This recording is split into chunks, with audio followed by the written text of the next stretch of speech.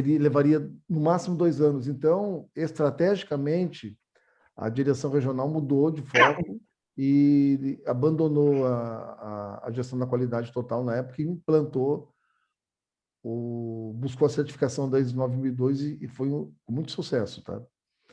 O que é a gestão da qualidade total? Porque antes de chegar no Ocidente, eu não estou falando de Brasil, no Ocidente, quando eu falo Ocidente, é Europa e Estados Unidos. Tá? Quando aquele conjunto de pesquisadores, em especial de Harvard, foi lá no Japão estudar o que estava acontecendo lá, eles perceberam que eles trabalhavam a questão de qualidade não apenas do produto, né? Eles perceberam que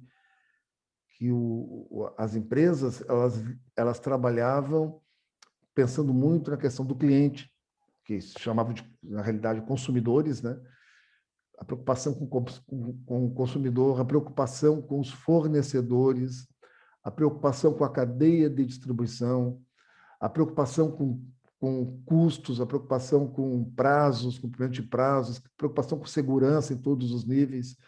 E os pesquisadores entenderam assim, poxa vida, não é só a qualidade do produto que esse pessoal está preocupado, eles estão preocupados com algo mais. Vem a total a qualidade deles aí, veio aí, então, gestão da qualidade total. Então, o termo total é justamente porque o estudo da qualidade ele transcende os muros da empresa. Então, ela sai, ela pega a cadeia de distribuição, cadeia de suprimentos. Então, tanto é que, atualmente, os autores mais modernos, eles nem se referem à gestão da qualidade total, é só gestão da qualidade. Já incorporou o termo da qualidade total, que a gente sabe que qualidade não está relacionada somente no produto, tá? E vocês hoje percebem isso com muita clareza, certo? Com muita clareza. Só que a gente, né, eu sou contemporâneo na época que qualidade era só produto, né? Quebrou, meu amigo, quebrou, bota fora e vamos comprar outro. As empresas no Brasil não tinham preocupação de entregar o produto no prazo. Eu tive um patrão que comprou um Fiat 147, na época, 147, que era top de linha, né? 1974, pensem. Ele comprou o consórcio, foi contemplado, ele recebeu o carro um ano depois. A Fiat não estava nem aí, ó, para prazo, né? Tudo pago direitinho, mas isso aí era normal. Agora, imagine acontecendo isso hoje. Nenhuma empresa vai se sujeitar a uma situação dessa, tá? Não, só queria fazer esse complemento para vocês, uma trajetória histórica, né, do termo, mas parabéns para os dois, tá? É isso mesmo, foi bem apresentado, bem objetivo, e o objetivo realmente era isso aqui, tá? Parabéns, o William Balmer e o William Tosseto. Valeu, obrigado. Agora vem a Jéssica e a Milena, com terceirização.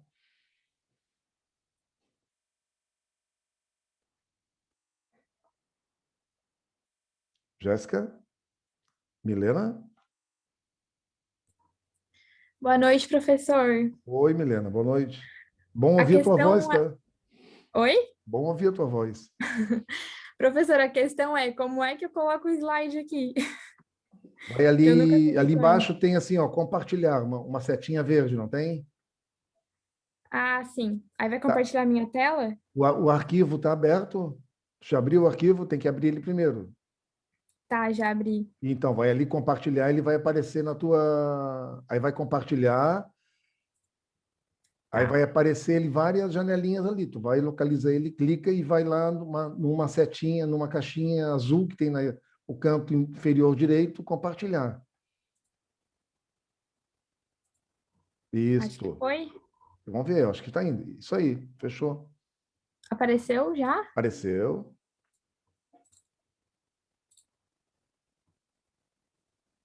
Mas aí como... Ai, meu Deus. Vai lá Aqui. embaixo, lá, tem um botãozinho lá embaixo. Mas deixa assim mesmo, Milena. Tá bem grande aqui, não tem problema. Agora foi. Tá. Isso aí. Bom, o nosso artigo era sobre terceirização. E a gente vai falar sobre as vantagens e desvantagens dentro das organizações. Isto. Ô, Milena, se Oi. tu conseguires fazer um link com a construção civil, seria ótimo, tá? Ah, sim. Entendeu? A gente fez mais voltado sobre o artigo que o professor mandou mesmo. Sim, não, sei. Vou tentar aqui. Não, é só assim. Tá, vamos ver aqui. Eu já te dou já te dou a dica aí na hora. Tá. Vamos lá com um conceito. Bom, acho que todo mundo já tem esse conceito em mente, né? Já deve ter Sim. visto em algum lugar. Mas a terceirização é uma ferramenta que está presente em todas as instituições, praticamente, né? Porque ela traz agilidade na atividade do meio. Ela vem sendo utilizada com frequência nas empresas. Com esse mecanismo, as empresas podem se preocupar mais com o produto final do que as funções menores que não têm contato direto com o cliente, poderão ser exercidas por essas empresas terceirizadas, acelerando todo o processo. Dentro da evolução da terceirização, ela foi gradativamente implantada em decorrência da vinda das primeiras empresas multinacionais, principalmente as automobilísticas, no início dos anos 80. As fábricas adquiriam peças de outras empresas, podendo assim realizar as atividades fundamentais, que eram a de montagem dos veículos. Desde aquela época, o ato de terceirizar era conhecido como contratação de serviços de terceiros e vinha sendo aplicada em apenas para reduzir o custo de mão de obra das empresas. Como eu falei, as empresas usavam esses recursos simplesmente para obter algumas economias, né? Gerar ganhos de qualidade, eficiência, eficácia. E transferiam para os terceiros a responsabilidade da execução das atividades. Os serviços mais terceirizados são das áreas de limpeza, segurança, manutenção, alimentação, também tem departamento pessoal, manutenção de máquinas, contabilidade, vendas, transporte, tudo que vem facilitar, né, o produto final, onde é o foco da empresa. Nas vantagens e desvantagens, a vantagem da terceirização é focar no negócio da empresa, né, na hora da atuação, diminuir os desperdícios, a redução de atividades, aumentando a qualidade, os ganhos com a flexibilização, aumento da especialização do serviço, aprimorar o sistema, né? Ganhando maior agilidade nas decisões, menor custo, maior lucratividade, tudo o que vem focar na área da empresa mesmo. No caso da construção civil, seria focar no ganho de qualidade da construção, né? As desvantagens também tem o risco do desemprego e não absorção da mão de obra, o conflito com os sindicatos trabalhistas, né? A perca do vínculo para o empregado, a dificuldade de encontrar uma parceria ideal, né, que tenha confiança ali, e a falta de cuidado na escolha dos fornecedores, que daí vai vir por parte da empresa terceirizada, né? Aí nisso, agora acho que a Jéssica vai ter que entrar aqui para falar da parte dela. Oi. Boa noite, professor. Sobre quarteirização, a gente aqui separou alguns itens sobre o conceito da quarteirização. Em 1998, quando a globalização começou a aumentar, quando a gente teve aquela necessidade de competir entre empresas, de estar toda a vida com o produto melhor, porque ia vender mais, ia satisfazer mais os clientes, começou a surgir essa fase de quarteirização. E aí, o que seria? A quarteirização é quando a gente delega uma gestão, e essa gestão, ela gera as relações em outras empresas. Vamos supor assim, eu tenho uma empresa de limpeza, uma de automóvel, no caso, né, de transporte, uma de alimentação. E eu contrato uma outra empresa, uma quarta empresa, vamos por assim, para cuidar dessas 3 aleatórias. Então, isso me ajuda por quê? Porque quando eu tiver insatisfeita com algum serviço, eu não vou ter que ir atrás de uma empresa, de 2 empresas ou de 3 empresas. Eu vou atrás de apenas uma empresa e aquela empresa que eu contratei, ela que vai ter que resolver o meu problema, não eu que vou ter que ir atrás das outras empresas para as outras empresas resolver. Então, isso ajudou bastante nesse quesito de comunicação. Como hoje em dia a vida de uma empresa é muito corrida, porque é toda a vida na produtividade, todo dia ali naquele dia corrido, isso ajudou muito. E sobre a diferença entre terceirização e quarteirização, vamos aqui.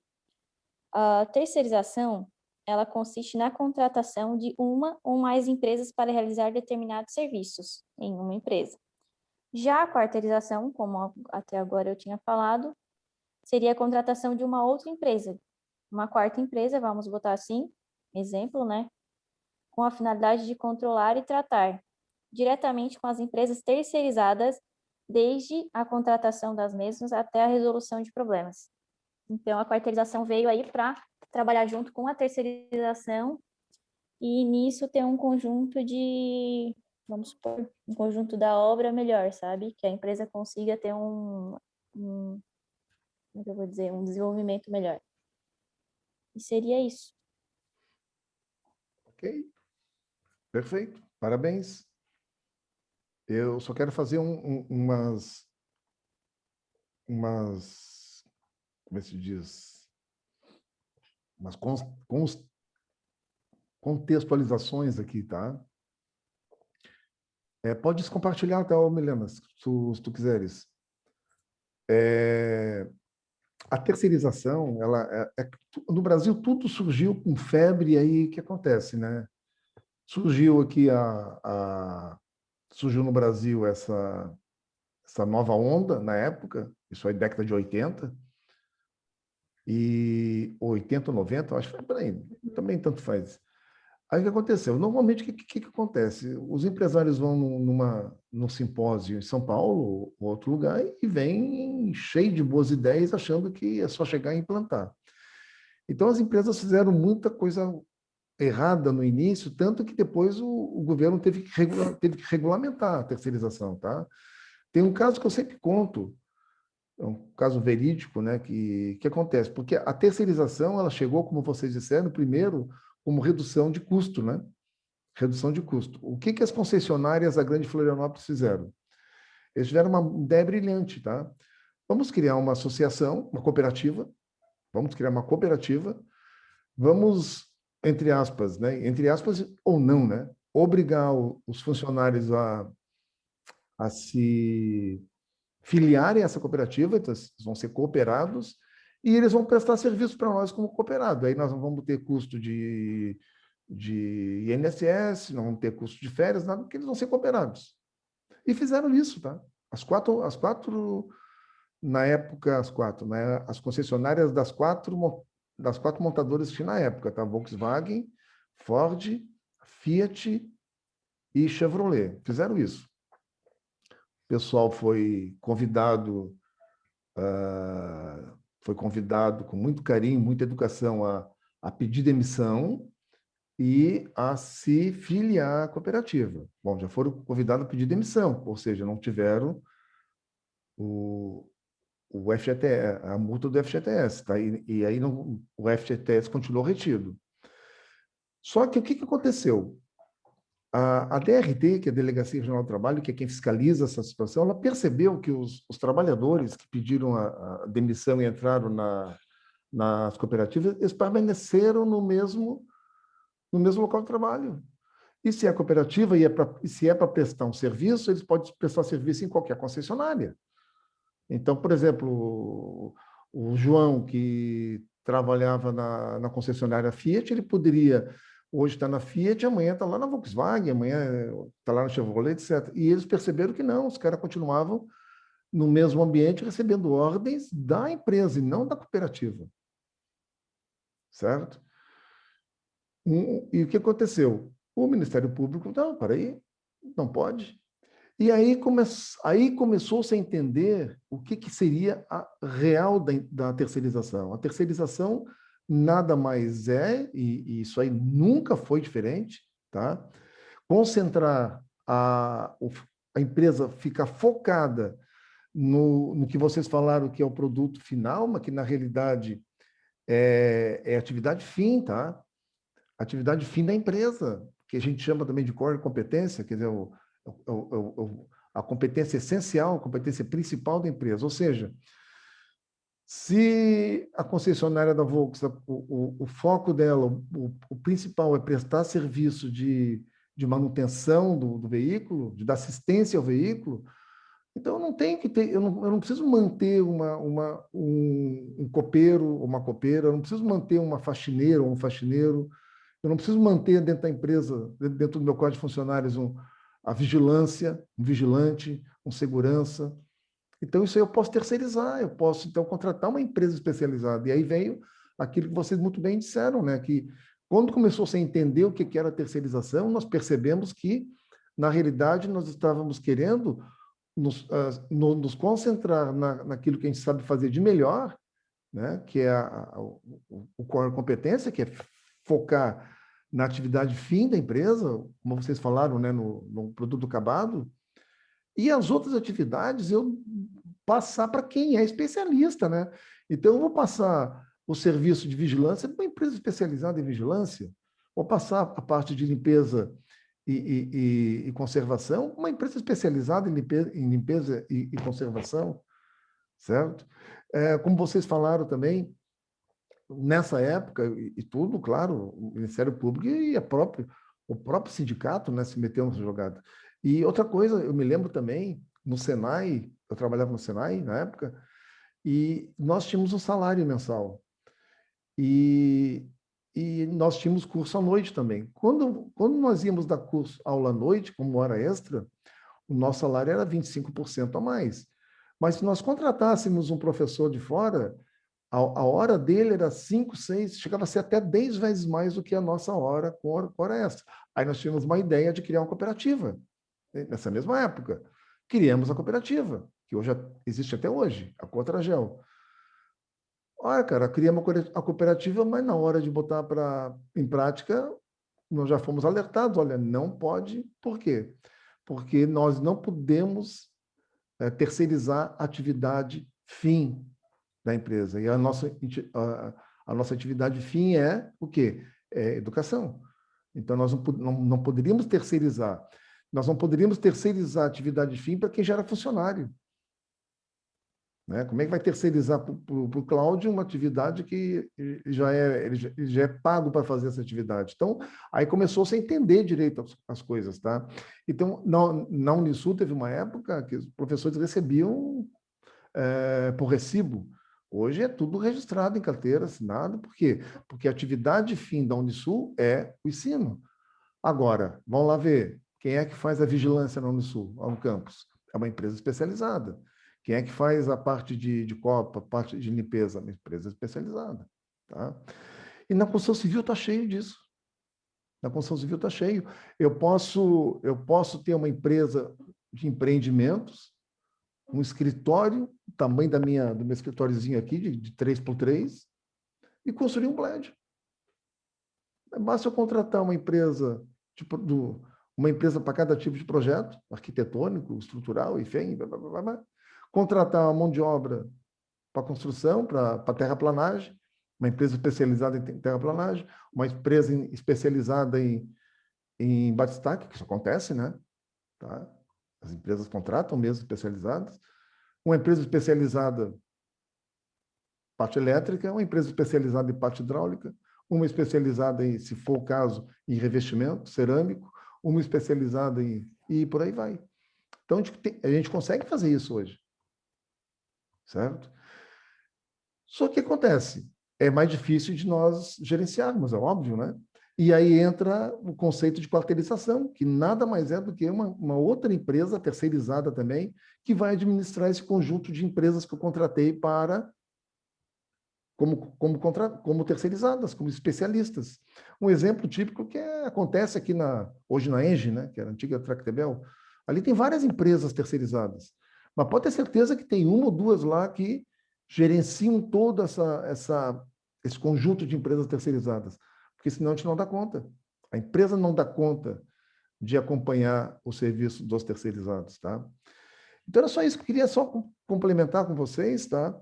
Essa parte, mas vocês foi bem legal, porque vocês focaram bastante no artigo, mas eu gosto sempre de falar essa questão histórica da coisa, tá?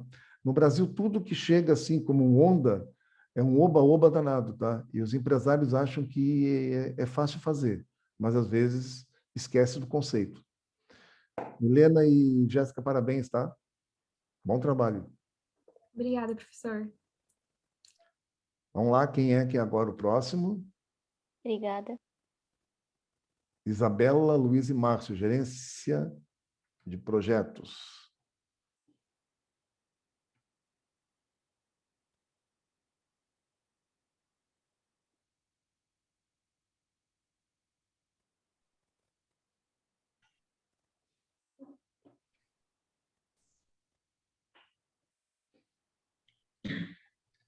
Boa noite, pessoal. Eu e a Luísa vamos apresentar um pouquinho do nosso trabalho para vocês. Primeiramente, para a gente entender o que é o gerenciamento de projetos, a gente precisa saber como reconhecer o que é um projeto. Ele pode ser definido como um empreendimento singular, com um objetivo ou objetivos bem definidos, que devem ser materializados segundo um plano já pré-estabelecido e dentro de condições de prazo, custo, qualidade e risco previamente já definido. Uma outra definição que a gente pode designar para projeto pode ser que ele é um esforço temporário para criar um produto, serviço ou até um resultado exclusivo. Desses dois termos que a gente tem para projeto, a gente tem que destacar a questão que o temporário não significa necessariamente de curta duração, mas sim que o projeto possui um início e um término definidos já. E exclusivo, ele indica que a singularidade da natureza de cada projeto que são similares e possam estar presentes em algumas das entregas do projeto. Sendo assim, com essas duas definições, a gente consegue definir o que é o gerenciamento do projeto, que pode ser definido como um planejamento, programação e o controle de uma série de tarefas integradas, de forma a atingir os seus objetivos com êxito, para o benefício dos participantes do projeto. Bom, eu vou falar agora um pouco sobre as áreas de conhecimento, né? O Guia de Boas Práticas do Gerenciamento de Projetos, o PM Book, ele elenca 10 áreas de conhecimento na parte dos processos de gerenciamento, né? São elas a parte de integração, escopo, tempo, custos, qualidade, recursos, comunicações, riscos, aquisições e as partes interessadas ou stakeholders. O escopo, ele é a soma de todos os produtos, de todos os serviços e resultados que serão fornecidos na forma de um projeto. Essa etapa do gerenciamento, ela está relacionada principalmente com a definição e o controle do que está e do que não está incluso no projeto, pois pretende-se entregar exatamente aquilo que foi solicitado no projeto. A parte de gerenciamento do tempo, ela inclui todos os processos necessários para gerenciar o término pontual do projeto. Logo assim, o cronograma é uma das principais restrições. O gerenciamento de custos inclui os processos envolvidos no planejamento, estimativas, orçamentos, financiamentos, gerenciamento e controle dos custos, de modo que o projeto ele possa ser terminado dentro do orçamento previamente aprovado. Os projetos, eles podem sofrer com problemas de custo excessivo, de atrasos, ou eles são entregues com menos recursos e menos funções das quais foram solicitadas anteriormente. Sendo assim, é importante que o planejamento dos custos ele seja feito da melhor forma possível para evitar esse tipo de problema. O gerenciamento da qualidade de um projeto, ela inclui todos os processos e as atividades da organização executora que determinam as políticas de qualidade, os objetivos e as responsabilidades, de forma que o projeto ele satisfaça as necessidades para que foram empreendidas. O gerenciamento dos recursos inclui todos os processos para identificar, adquirir e gerenciar os recursos necessários para a conclusão bem-sucedida desse projeto. A parte da comunicação, ela certamente é uma das áreas de conhecimento mais importantes, né, para o gerente de projetos, se não for a mais importante. Ela é um elo entre as pessoas, as ideias e as informações. Além disso, a maioria dos problemas dos projetos são oriundas de falhas de comunicação e existe uma forte correlação entre o desempenho do projeto e a habilidade do gerente de projetos em administrar as comunicações. O gerenciamento de riscos é uma área essencial para aumentar as taxas de sucesso, né, dos projetos, porque todos eles possuem riscos e precisam ser gerenciados. Ou seja, é necessário saber o que pode causar um impacto no projeto e saber o que fazer com cada um deles. Essa área, ela inclui os processos de planejamento, de identificação, de análise e planejamento de respostas. Também monitoramento e os controles de risco. A ideia é aumentar a probabilidade e o impacto dos eventos positivos, né, as oportunidades, e tentar reduzir a probabilidade e o impacto dos eventos negativos, as ameaças do projeto. O gerenciamento das aquisições do projeto, ele inclui todos os processos necessários para comprar ou para adquirir os produtos, serviços ou os resultados externos à equipe do projeto. Os principais objetivos dessa etapa é decidir o que será feito e o que será adquirido. Também selecionar qual é o melhor fornecedor para cada aquisição e monitorar as aquisições. A última parte, né, a última área de conhecimento são as partes interessadas. Ela é uma área muito importante porque antes de se levar em consideração o cumprimento dos prazos, do orçamento, a qualidade, é importante atender às necessidades das partes interessadas. Essa área, ela inclui os processos necessários para identificar as pessoas, os grupos ou as organizações que possam afetar ou serem afetados pelo projeto, para analisar as expectativas das partes interessadas e o impacto sobre o projeto, como também desenvolver estratégias de gerenciamento adequadas para efetivamente engajar as partes interessadas nas decisões e na execução desse projeto. Então, resumindo, o escopo, o tempo, os custos e a qualidade, elas são os principais determinantes para o objetivo de um projeto, né? Entregar um resultado de acordo com o escopo, no prazo e no custo definidos, com uma qualidade adequada. Ou seja, em outras palavras, o que, quando, quanto e como. Os recursos e as aquisições são os insumos para produzir o trabalho do projeto. A parte de comunicação de parte interessada, né, dos stakeholders e dos riscos, elas devem ser continuamente tratadas para manter as expectativas e as incertezas sob controle, assim também como manter o projeto no rumo certo. A integração, ela vai abranger a orquestração de todos esses aspectos, e é a única que está presente em todos os grupos de processos. Cada área de conhecimento dessa, ela abrange diversos processos no gerenciamento. O gerenciamento mesmo, ele é realizado por meio da aplicação e da integração de 49 processos de gerenciamento. E esses processos, eles são logicamente agrupados em 5 grupos, que são a iniciação, o planejamento, a execução, o monitoramento, o controle e o encerramento. A parte da iniciação é aplicada para oficializar o início do projeto, né? Ou de uma nova etapa de um planejamento que já existe. Basicamente, é nessa fase que se aperta o botão de start de uma proposta. Se esse projeto ele for composto por várias etapas, é necessário que em cada etapa sejam abordados os termos essenciais dos grupos de processo de iniciação. Nesse período, deve-se destacar que o início dele tem que acontecer depois que se obtém uma autorização dos responsáveis, e essa autorização ela deve ser documentada e arquivada. Durante o processo de iniciação, é feita a definição do escopo preliminar e a liberação do capital financeiro, para então dar início à execução do planejamento. Nesse passo, também tem a possibilidade de analisar se o projeto ele vai ter que ser interrompido, se ele vai ser continuado ou se ele vai ser postergado. Participam dessa etapa os gestores da empresa, que vão dar um aval para a execução ou a iniciativa, e o gerente ao qual o projeto é atribuído. Na etapa de planejamento do projeto, tem como o objetivo detalhar o que foi definido na etapa de iniciação. Quem vai participar dessa fase é o gerente de projeto, né, sendo ele responsável por desenvolver o plano e os planos complementares também. Esse passo ele é o mais complexo, porque ele exige que o escopo ele seja esmiuçado, né, estudado e definido em partes.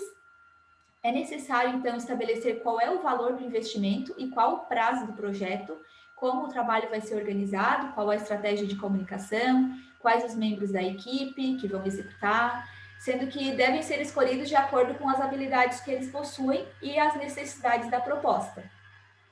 Também é montada uma estrutura para revisão e controle do plano.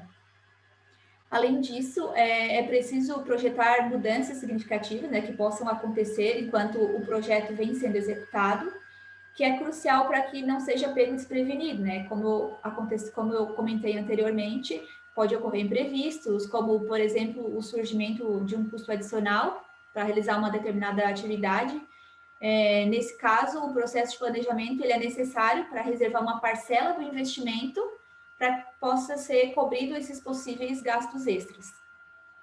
A parte de execução, nessa parte o gerente ele se encarrega de coordenar os custos disponíveis, né, para executar aquilo que já foi planejado, se baseando no plano de gerenciamento do projeto e nos planos auxiliares feitos anteriormente.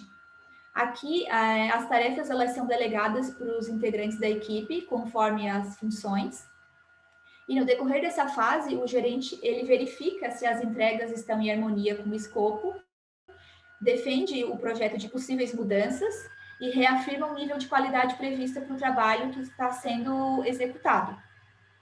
Por fim, a equipe da proposta ela entra em contato com o gerente para informar ele sobre a evolução das atividades, que em seguida vai relatar o desempenho ao patrocinador da iniciativa e também às partes interessadas, ou seja, os principais, né, interessados, né, no resultado.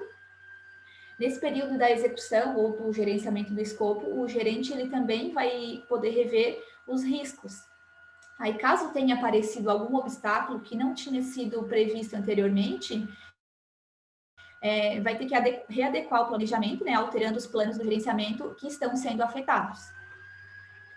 Na etapa de monitoramento e controle, o gerente ele supervisiona todas as variações ocorridas. Então, para identificá-las, ele faz uma análise comparativa entre o que foi concretizado com as linhas na base do prazo, o escopo e os custos determinados no planejamento. Então, quando reconhece-se uma área afetada, é avaliada a necessidade de implantação de mudanças, né, mudanças cabíveis, com urgência, para impedir que todo o projeto ele seja impactado. Então, esse processo ele deve ser aproveitado para monitorar e reconsiderar as prioridades dos riscos. Afinal, ações de natureza, fatores mercadológicos ou até mesmo o andamento de alguma atividade, ela pode causar alterações que venham modificar a ordem dos riscos. A etapa de encerramento, ela consiste em formalizar o fechamento do projeto ou de uma das suas fases e no balanço de registros de erros e acertos para que se possa se preparar melhor para um próximo empreendimento, né? Então, é recomendado que sejam catalogados todos os ensinamentos através de um documento e que esse documento fique arquivado na empresa. Para oficializar o encerramento, é preciso criar diversos documentos, tendo a aceitação do cliente, do patrocinador ou da alta administração da empresa. A etapa final, ela também exige uma revisão pós-projeto para assegurar que todos os planos projetados foram cumpridos. Isso é feito a partir de uma reunião com o gerente de projeto e todos os membros da equipe responsáveis por cada tarefa. O ponto crítico desse processo é a aceitação do usuário final do produto ou do serviço desenvolvido durante o projeto. bem como a finalidade para saber se ela foi atingida. Pode acontecer que de uma funcionalidade ela não ser aceita ou não surtir um efeito exatamente conforme planejado. Aí, se esse problema for apontado, vai ter que ser avaliado o que aconteceu de errado, rever e consertar juntamente com toda a equipe de execução. Então, todos esses grupos de processos, eles estão ligados pelos resultados que eles produzem. O resultado de um, ele geralmente se torna a base de início do outro. Entre os grupos centrais, essas ligações elas são repetidas. O processo de planejamento ele vai fornecer ao processo de execução um plano de projeto documentado e depois pode fornecer atualizações documentadas ao plano durante o projeto. E seria isso.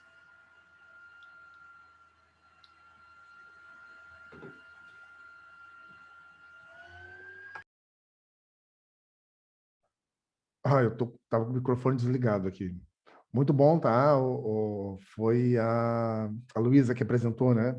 Essa parte principal. Observe o seguinte, todo o projeto, a própria definição do PMBOK, ele já caracteriza que que o projeto ele é uma disciplina interdisciplinar, na realidade.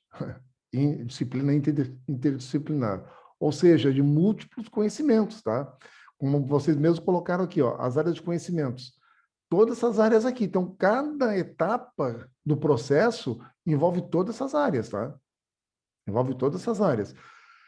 Qual é a etapa principal de um projeto? Todas são importantes, tá? E uma coisa que vocês muito bem colocaram no início, o projeto ele tem meio, desenvolvimento e tem um término. O término é o encerramento dele. Mas, na prática, o que é o encerramento? Digamos assim, ó, em termos organizacionais, nós dizemos que o projeto ele é encerrado quando ele se transforma em rotina.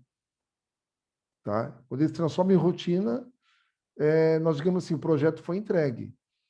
Então, ele não faz mais parte aquelas atividades não fazem mais parte do projeto em si. Ele foi entregue para a rotina. Então, pegando um exemplo nosso, né? Enquanto está sendo construído o prédio, tá? Enquanto está construído o prédio, ele faz parte do projeto.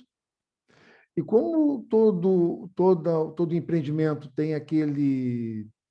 vocês vão me ajudar agora, tem aquela parte de garantia, né? Com relação a vícios e problemas de construção, né? Tá?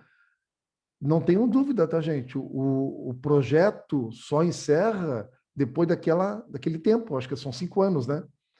Tá? Então, o empreendimento, enquanto não passar, mesmo sendo entregue todos os apartamentos, todas as unidades, mas enquanto ele tem ainda a responsabilidade sobre uma determinada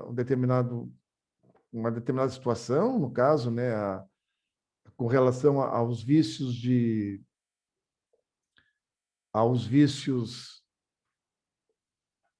eu estava fazendo isso, eu estava tirando aqui isto. Enquanto a empresa tem a responsabilidade com relação aos vícios vícios de construção e problemas de qualidade, ela faz parte do projeto ainda. A duplicação da BR-101, ela está em andamento ainda. Volta e meia a gente vê aí a construção de uma via secundária aqui passando de Capivari, entre Capivari e Pescaria Brava, estava acontecendo, estava construindo uma via secundária, ou seja, o projeto de duplicação não foi totalmente encerrado ainda, então ele está indo em andamento, tá? A Jéssica se encontra?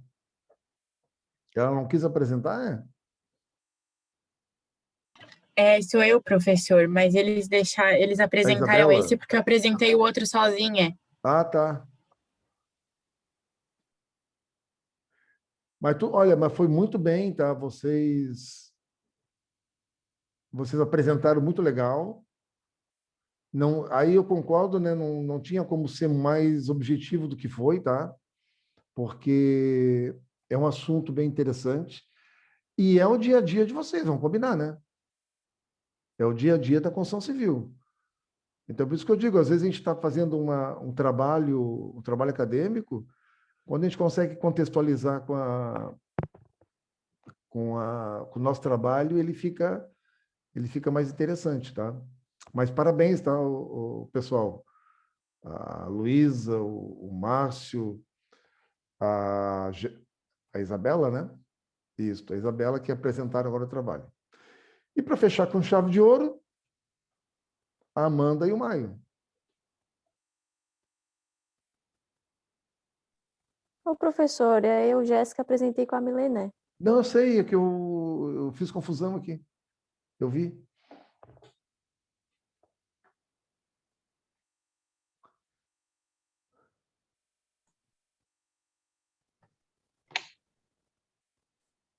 Estão vendo a tela da apresentação? Sim. Ah, tá. Boa noite, professor. Boa noite, Boa noite, pessoal. Eu me chamo Mylon, juntamente com a Amanda, nós fizemos esse trabalho para apresentar um pouco sobre o programa 5S. Como o professor tinha pedido, eu vou apresentar, o professor tinha falado para definir um apresentador e a outra pessoa apenas auxiliaria no trabalho, né? Uhum. Eu vou fazer a apresentação. A metodologia 5S ela foi desenvolvida no Japão logo após a Segunda Guerra Mundial. O seu objetivo era auxiliar na reestruturação do país e reorganizar as suas indústrias. Elas consistem em um conjunto de ferramentas que auxiliam na qualidade empresarial. A sua origem tem como base 5 sensos da cultura japonesa. Eu vou exemplificar cada uma delas aqui. O seiri, a utilização. O primeiro S busca analisar os equipamentos e materiais quanto à sua utilização dentro do ambiente de trabalho. Após temos o seiton, que é o senso da organização, que diz respeito ao armazenamento e disposição dos materiais e equipamentos, assim como um ambiente mais organizado se tem uma produtividade muito maior. O seiso, o sentido da limpeza. Ele tem um sentido duplo. Tem-se o lado higiênico, em que se fala de se manter o local salubre, como, por exemplo, uma oficina que deve-se regularmente fazer limpezas de todos os equipamentos, de todo o local de trabalho. E também refere-se à honestidade e clareza dos colaboradores da empresa, né, com relação ao seu trabalho, entre eles, né, na relação de trabalho. Temos também o Seiketsu, que é a padronização e saúde. Com a implementação da metodologia 5S, novos padrões são estabelecidos, né, tanto no ambiente de trabalho quanto na relação saúde e segurança dos trabalhadores. O Seiketsu trata de formalizar esses novos padrões, né, tornar normas, tornar regras, assim por diante. Temos também o Shitsuki, o ambiente laboral, né, ele não é formado apenas por maquinários e insumos, né? Ele é necessário mudanças de comportamentos da própria equipe de trabalho, como o senso de disciplina deles e preparo de novas diretrizes estabelecidas dentro da empresa. Essa parte de como é cada um dos 5 que estão especificados aqui na esquerda, na imagem, e como implementar ele dentro da empresa, né? Existe um roteiro sugestivo a se adotar dentro da empresa, que constam 7 etapas, né? A primeira etapa seria a definição da equipe de implementação do programa dentro da empresa. A segunda etapa trataria o planejamento, né? A equipe de implantação iria ser responsável pela elaboração de um cronograma e de um plano de orientação dos colaboradores. A terceira etapa trata registro de fotos e documentação de todo o ambiente de trabalho, todos os processos realizados dentro da empresa. A quarta etapa seria uma reunião com os colaboradores da empresa, apresentando quais os pontos a serem melhorados, conscientizar toda a empresa, todos os colaboradores, desde o funcionário até o chefe da empresa, né, se não fizer parte da equipe. A quinta etapa seria a parte de implementação, que, após essa reunião de sensibilização dos colaboradores, seria definitivamente implementado cada processo a ser alterado, cada meio de produção a ser melhorado. A sexta etapa seria o acompanhamento, onde a equipe organizadora precisa se planejar e organizar para fazer visitas nas áreas onde acontecerão as implementações desta metodologia. E a sétima etapa seria os checklists futuros e os retornos, né? Qual que seria o grau de alcance dos 5S adotado dentro da empresa, né? Qual que foi a importância de ter sido implementado isso daí, quais são os aspectos positivos e negativos dentro da empresa, né? Não é somente você implantar e não ter um retorno sobre o que foi implementado dentro da empresa, do que foi, por exemplo, o que os funcionários acharam daquilo, né? E o ideal dessa implementação é ser tratado por setores, não tentar implementar, por exemplo, numa fábrica de... Vamos trazer para a construção civil, não tentar na obra inteira, com todos os funcionários de uma vez só. Por exemplo, tentar, primeiramente, na fase de execução de fundação, vamos deixar a obra organizada, vamos manter limpo aqui, o ambiente mais seguro,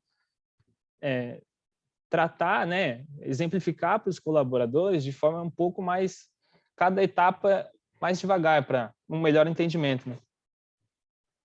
A correlação com a ISO 9001 é que, para garantir a certificação, é preciso implementar a ISO 9001 em toda a empresa, né? E existem algumas exigências, que entre elas estão os mapeamentos de processos, a política da qualidade, planejamento do sistema de gestão e a realização de auditoria interna.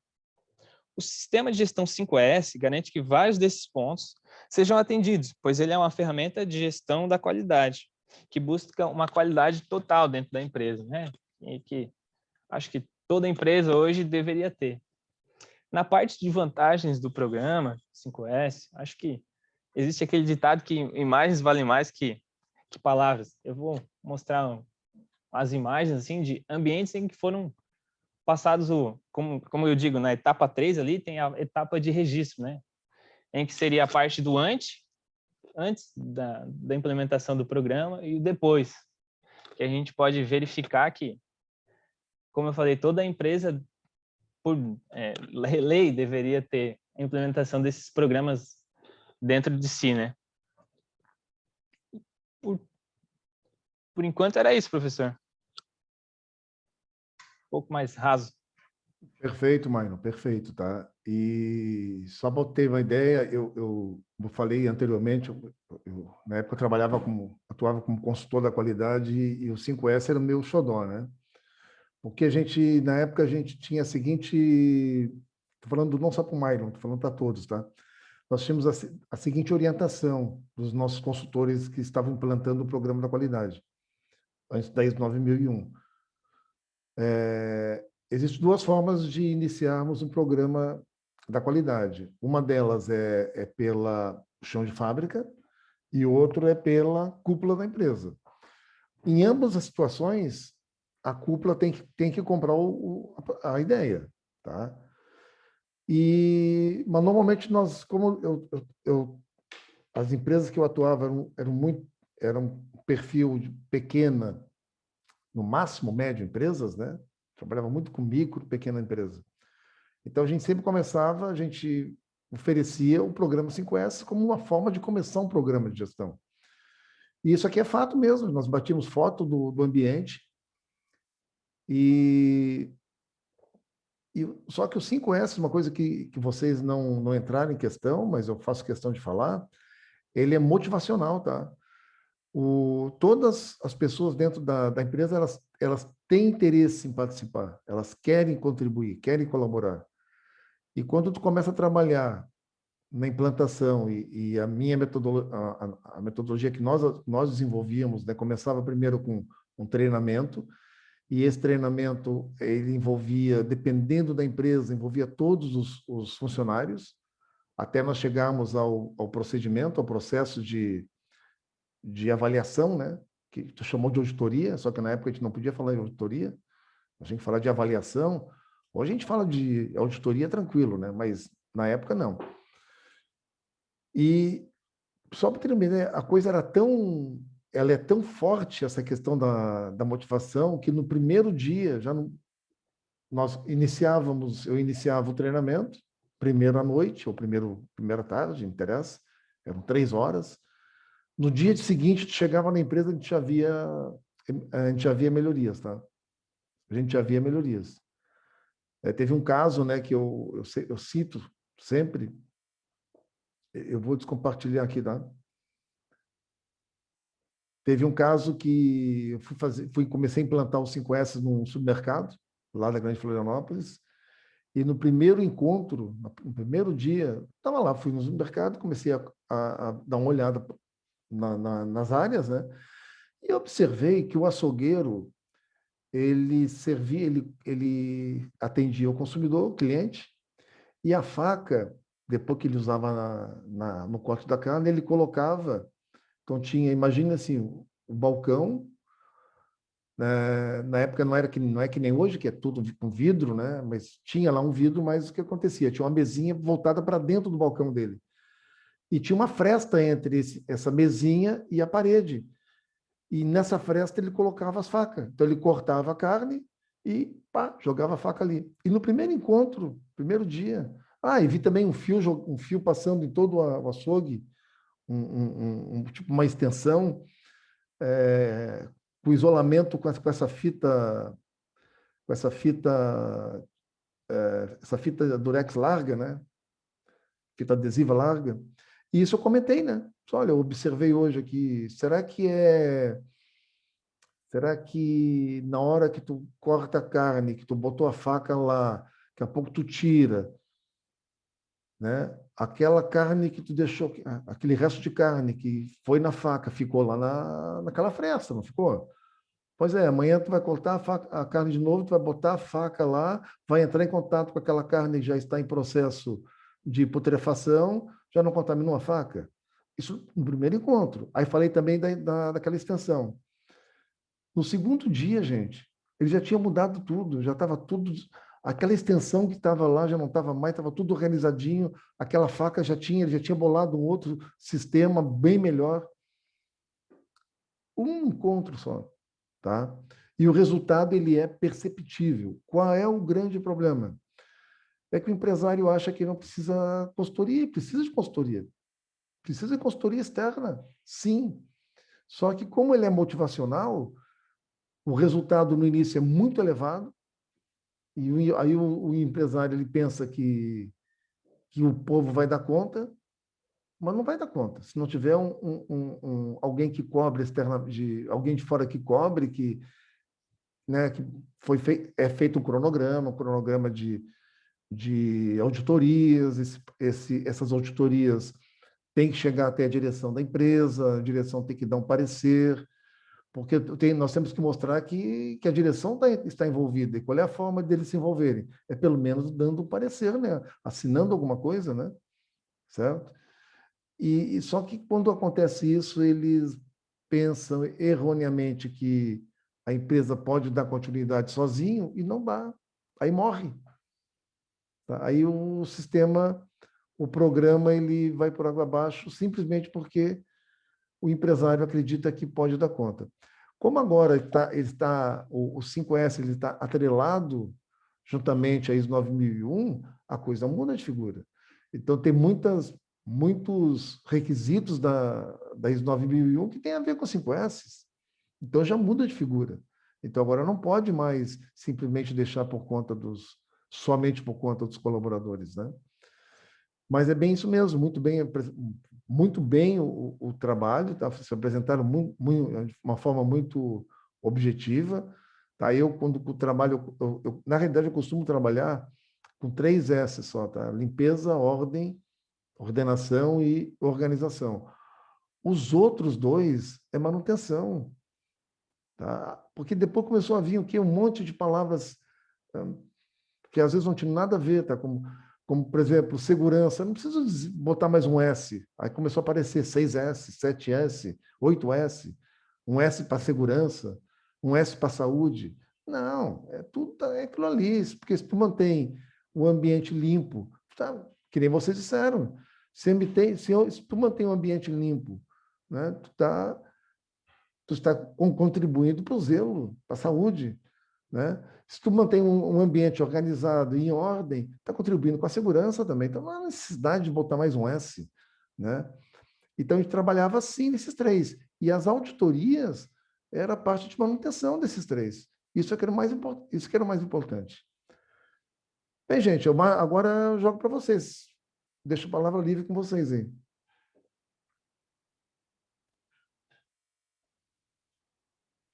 Eu falei demais já.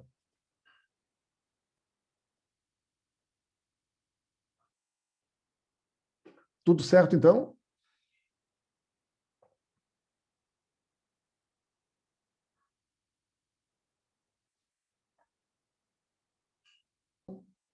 Então, vamos parar por aqui, né? Agora é nos concentrarmos para a nossa avaliação de segunda-feira que vem, né? Uma provinha bem facinha para vocês, ou não, né? Não sei. Certo?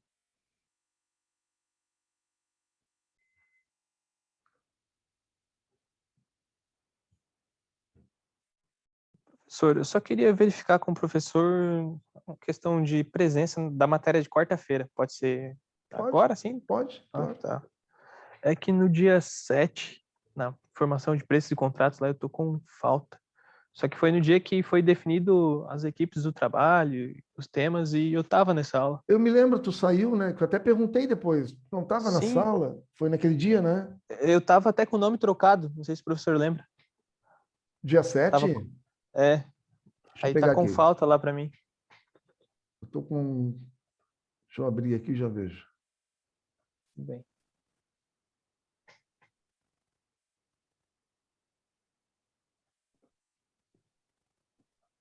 Formação, né? Isso.